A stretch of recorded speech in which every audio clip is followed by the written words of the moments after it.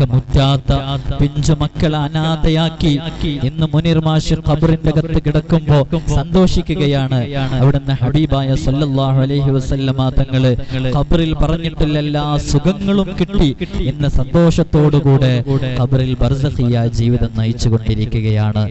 ആ അവസാന കിടപ്പില് അവിടുത്തെ പിഞ്ചു മക്കള് വന്ന് മുനീർ മാഷിന്റെ തലമുടിയിലൊക്കെ പിടിച്ച് കളിക്കുമ്പോ അവരൊന്നും അറിയുന്നില്ല, ആ പിഞ്ചുമോനൊന്നും അറിയുന്നില്ല മുനീർ മാഷിന് തിരിച്ചു വരാത്തൊരു ലോകത്തേക്ക്, സ്വർഗത്തിലേക്ക് യാത്ര പോയതാണെന്ന്.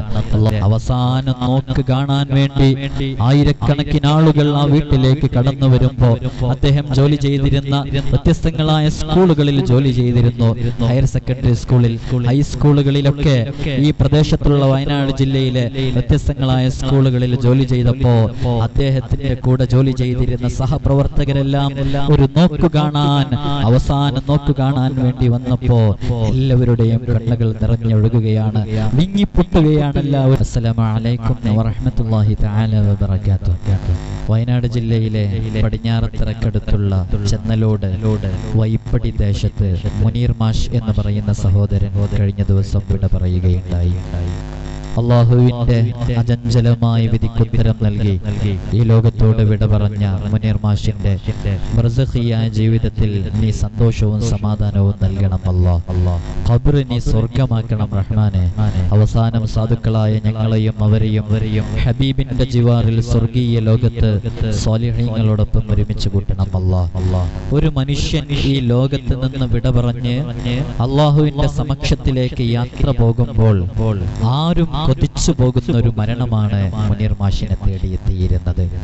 മുനീർ മാഷ് പോലും അറിയാതെ മരണത്തിലേക്ക് തയ്യാറെടുത്തതുപോലെ നോക്കി നിൽക്കുന്നവർക്ക് കാണുന്ന രൂപത്തിലായിരുന്നു മുനീർ മാഷിന്റെ അവസാന നിമിഷങ്ങളൊക്കെ ഉണ്ടായിരുന്നത്. പറക്കമുറ്റാത്ത 3 പിഞ്ചു മക്കളെ അനാഥയാക്കി യതീമുകളാക്കി ഈ ലോകത്തോട് മുനീർ മാഷ് ഇവിടെ പറയുമ്പോ സ്വർഗത്തിലേക്ക് കയറി ചെല്ലുകയായിരുന്നു മുനീർ മാഷ്. അവസാന നിമിഷങ്ങളെല്ലാം നന്മകളുമായി ബന്ധപ്പെട്ട്, മസ്ജിദുകളുമായി ബന്ധപ്പെട്ട്, ജീവകാരുണ്യ പ്രവർത്തനങ്ങളുമായിട്ടുള്ള ആലോചനകളിൽ ഏർപ്പെട്ടായിരുന്നു മുനീർ മാഷി ലോകത്തോട് വിട പറയുന്നത്. ഏകദേശം ഒരു ഇശാ മഗ്രിബിന്റെ ഇടയില് ആ ഒരു സമയമാകുമ്പോഴാണ് മുനീർ മാഷി ഈ ലോകത്തോട് വിട പറയുന്നതെങ്കിൽ അന്നത്തെ മഗ്രിബ് നിസ്കാരത്തിന് MBS അക്കാദമിയുടെ അങ്കണത്തിലുള്ള മദീന മസ്ജിദിലേക്ക് മുനീർ മാഷ് എത്തുകയും പള്ളിയിൽ വെച്ച് അന്നത്തെ മഗ്രിബ് നിസ്കാരം നിസ്കരിക്കുകയും മഗ്രിബ് നിസ്കാരത്തിന് ശേഷം ഈ വിനീതൻ 2-3 ആളുകളോട് അവിടെ സംസാരിച്ചിരിക്കുന്നുണ്ടായിരുന്നു. ആ സമയത്ത് മുനീർ മാഷ് അവിടെയുണ്ട്. അദ്ദേഹം ആരെയോ വെയിറ്റ് ചെയ്ത് നിൽക്കുകയാണ്. എന്നെയാണ് വെയിറ്റ് ചെയ്ത് നിൽക്കുന്നത് എന്നൊന്നും എനിക്ക് ധാരണയില്ല. എന്നോട് സംസാരിച്ചു കൊണ്ടിരിക്കുന്ന ആളുകൾ പോയതിനു ശേഷം കാത്ത് വെയിറ്റ് ചെയ്തിരുന്ന് എന്റെ അടുത്തേക്ക് വരികയും തങ്ങളെ ഞാന് സ്ഥാപനത്തിലേക്ക് എല്ലാ മാസവും നൽകാറുള്ള ക്യാഷ് അത് നേരിലേൽപ്പിക്കാൻ വേണ്ടി വന്നതാണ് എന്ന് പറഞ്ഞു. അപ്പൊ ഞാനും ചിന്തിച്ചു പോയി, എന്താണ് ഇപ്പോ ഇങ്ങനെ നേരിട്ട് ഏൽപ്പിക്കാൻ വേണ്ടി വരുന്നത് എന്നൊക്കെ. യഥാർത്ഥത്തിൽ മുനീർ മാഷ് പോലും അറിയാതെ മരണത്തിന് വേണ്ടി തയ്യാറെടുക്കുന്നതിന്റെ തുടക്കത്തിലായിരുന്നു.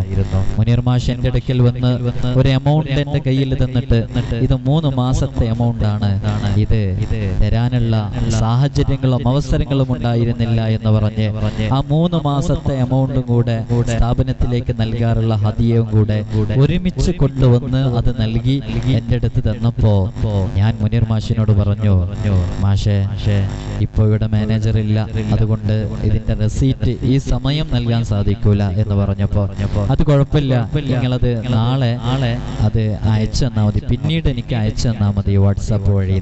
അതുവരെ ഞാൻ മുനീർ മാഷിന്റെ നമ്പർ സേവ് ചെയ്തിട്ടില്ലായിരുന്നു. മുനീർ മാഷ് അപ്പോൾ തന്നെ അദ്ദേഹത്തിന്റെ മൊബൈൽ ഫോണിൽ നിന്ന് എന്റെ നമ്പർ സെർച്ച് ചെയ്തെടുത്ത് അതിൽ നിന്നൊരു മെസ്സേജ് അയച്ച് എന്നോട് നമ്പർ സേവ് ആക്കാൻ പറയുകയും ഇതിലേക്ക് റെസീറ്റ് അയച്ചു തന്നാൽ മതി എന്ന് പറയുകയും ചെയ്തു. ഞാൻ മുനീർ മാഷിനോട് ചോദിച്ചു, എന്താണ് മാഷെ റെസീറ്റിൽ പേരെഴുതേണ്ടതെന്ന്. അപ്പൊ മുനീർ മാഷ് പറയാ, മുനീർ നൂർ ജഹാൻ എന്ന പേരെഴുതിയാൽ മതി.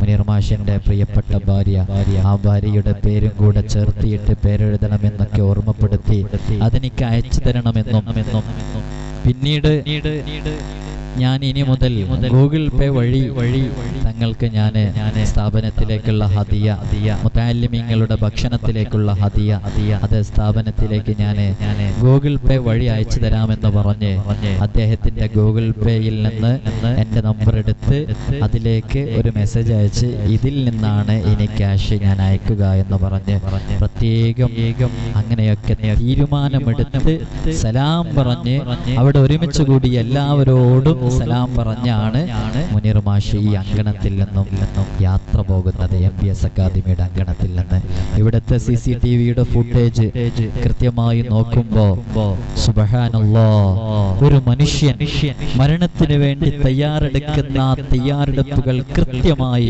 ഓരോരുത്തർക്കും കണ്ടു മനസ്സിലാക്കാം.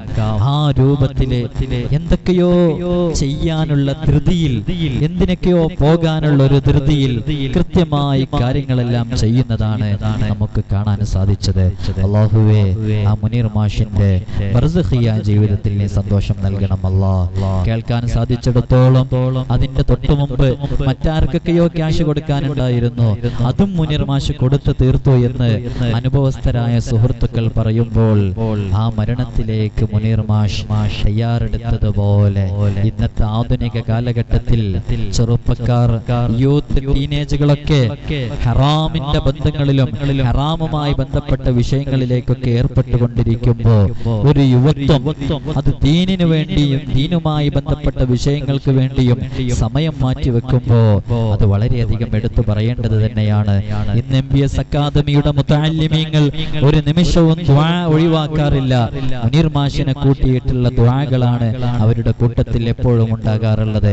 കാരണം മുനീർ മാഷിന്റെ ആ ഭക്ഷണത്തിലേക്കുള്ള എല്ലാ മാസത്തെയും ഹദിയ അത് പരിചയപ്പെട്ട അന്ന് മുതൽ ഇവിടെ എത്തിക്കാറുണ്ട്. അല്ലാഹു സുബ്ഹാനഹു വ തആല അവരുടെ ഖബർ ജീവിതം സന്തോഷത്തിലാക്കി കൊടുക്കുമാറാകട്ടെ.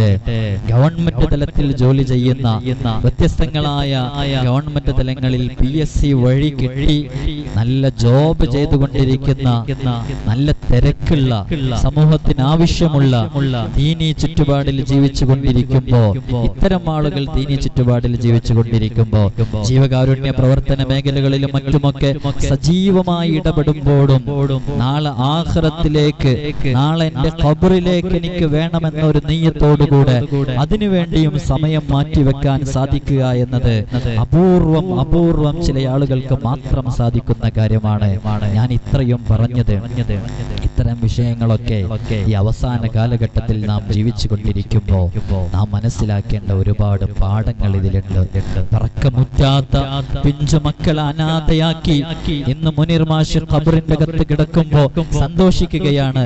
അവിടുന്ന് ഹബീബായ സല്ലല്ലാഹു അലൈഹി വസല്ലമ തങ്ങള് ഖബറിൽ പറഞ്ഞിട്ടുള്ള എല്ലാ സുഖങ്ങളും കിട്ടി ഇന്ന് സന്തോഷത്തോടുകൂടെ ഖബറിൽ ബർസഖിയ ജീവിതം നയിച്ചു കൊണ്ടിരിക്കുകയാണ്. അന്ന് മുനീർ മാഷിന്റെ അവസാന നോക്ക് കാണാൻ വേണ്ടി ആയിരക്കണക്കിന് ആളുകൾ ആ വീട്ടിലേക്ക് കടന്നു വരുമ്പോ അദ്ദേഹം ജോലി ചെയ്തിരുന്ന വ്യത്യസ്തങ്ങളായ സ്കൂളുകളിൽ ജോലി ചെയ്തിരുന്നു. ഹയർ സെക്കൻഡറി സ്കൂളിൽ, ഹൈസ്കൂളുകളിലൊക്കെ ഈ പ്രദേശത്തുള്ള വയനാട് ജില്ലയിലെ വ്യത്യസ്തങ്ങളായ സ്കൂളുകളിൽ ജോലി ചെയ്തപ്പോ അദ്ദേഹത്തിന്റെ കൂടെ ജോലി ചെയ്തിരുന്ന സഹപ്രവർത്തകരെല്ലാം ഒരു നോക്കു കാണാൻ, അവസാന നോക്കു കാണാൻ വേണ്ടി വന്നപ്പോ എല്ലാവരുടെയും കണ്ണുകൾ നിറഞ്ഞൊഴുകുകയാണ്, വിങ്ങിപ്പൊട്ടുകയാണ് എല്ലാവരും. ആ കിടത്തം കണ്ടിട്ട് എത്രയോ കാര്യങ്ങൾ ചെയ്തു തീർക്കാൻ ഒരു വിനയാന്വിതനായ മനുഷ്യൻ, വിനയത്തോടുകൂടെ മാത്രം സംസാരിക്കുന്ന ഒരു പ്രകൃതി, എപ്പോഴും മറ്റുള്ളവരുടെ മനസ്സ് വേദനിപ്പിക്കാതെ സന്തോഷത്തോടുകൂടെ ഒരാളെയും ഒന്നും വേദനിപ്പിക്കാതെ എന്നാൽ കൃത്യമായി ഇടപെടേണ്ട അദ്ദേഹത്തിന്റെ ചാൻസ് വരുമ്പോ, ഊഴം വരുമ്പോ കൃത്യമായി അളന്നുമുറിച്ച് ഇടപെടേണ്ട സമയങ്ങളിൽ ഇടപെട്ടുമൊക്കെ ഈ ജീവിതത്തിൽ അവസാനിപ്പിച്ച് അല്ലാഹുവിലേക്ക് യാത്ര പോയപ്പോൾ മുനീർ മാഷിനെ ഖബറിൽ സന്തോഷിക്കാൻ ഒരുപാട് വഴികൾ തുറന്നു വെച്ചാണ് പോയത്. അവസാനം മുനീർ മാഷി ഇനി ഞാൻ ഇതിനെ അയക്കാനുള്ള ഈ ഹദിയ ഭക്ഷണത്തിലേക്കുള്ള ക്യാഷ് ഞാൻ അയക്കാമെന്ന നിയ്യത്ത് വെച്ചിട്ടാണ് ഇവിടെ പറഞ്ഞതെങ്കിൽ ഒരു നന്മ ചെയ്യാൻ തീരുമാനിച്ചാൽ ആ നന്മ ചെയ്തതിന്റെ പ്രതിഫലം അല്ലാഹു നൽകുമെന്നാണ് മുനീർ മാഷിന് അങ്ങനെ ഒരു നിയ്യത്തുണ്ടായിരുന്നു. ആ നിയ്യത്തിന്റെ കാരണമായിട്ട് അല്ലാഹു സുബ്ഹാനഹു വ തആല അതിന്റെ ഫലം മുനീർ മാഷിന്റെ ഖബറിൽ എത്തിച്ചു കൊടുക്കുകയാണ്. ആ അവസാന കിടപ്പില് അവിടുത്തെ പിഞ്ചു മക്കള് വന്ന് മുനീർ മാഷിന്റെ തലമുടിയിലൊക്കെ പിടിച്ച് കളിക്കുമ്പോ അവരൊന്നും അറിയുന്നില്ല, ആ പിഞ്ചു മോനൊന്നും അറിയുന്നില്ല മുനീർ മാഷിന് തിരിച്ചു വരാത്തൊരു ലോകത്തേക്ക്, സ്വർഗത്തിലേക്ക് യാത്ര പോയതാണെന്ന്. അല്ലാഹുവേ, അവരുടെ ഖബറിനെ വെളിച്ചമാക്കി കൊടുക്കണം അല്ലാ. അവരുടെ ഉമ്മ ഒരുപാട് പരീക്ഷണങ്ങൾ ഏറ്റുവാങ്ങിയ, വളരെയധികം പരീക്ഷണങ്ങൾ ഏറ്റുവാങ്ങിയ ഉമ്മയാണ്. ആ ഉമ്മക്ക് നീ ആഫിയത്ത് നൽകണം അല്ലാ, സമ്പൂർണ്ണ സിഹത്ത് നൽകണം റഹ്മാനെ. 2 മക്കൾ നേരത്തെ മരണപ്പെട്ടിരുന്നു. ഉസ്മാൻ എന്ന് പറയുന്ന മോനും ഹാരിസ് എന്ന് പറയുന്ന മോനും. അതിനുശേഷമാണ് മുനീർ മാഷി ഇവിടെ പറയുന്നത്.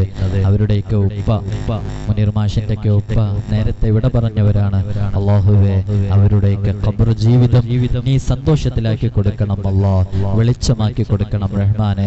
ജീവിതകാലത്ത് മുനീർ മാഷി ചെയ്ത സകല സ്വാലിഹായ അമലുകളും നീ ഖബറിൽ തുണയാകുന്ന രൂപത്തിൽ ഖബൂലാക്കണം അല്ലാ. ഖബറിന്റെ വ്യത്യസ്തങ്ങളായ അദാബുകളായ ലൗതത്തുൽ ഖബർ, വഹ്ശത്തുൽ ഖബർ, വഹദത്തുൽ ഖബർ, ളുൽമത്തുൽ ഖബർ, ലീഖുൽ ഖബർ തുടങ്ങിയ സകല അദാബുകളെ തൊട്ട് സാധുക്കളായ ഞങ്ങളെയും അവരെയും നിന്റെ മഹലായ ഹിഫ്ള് നൽകി സംരക്ഷിക്കണം അല്ലാ. ആമീൻ ബിറഹ്മതിക യാ അർഹമർ റഹീമീൻ.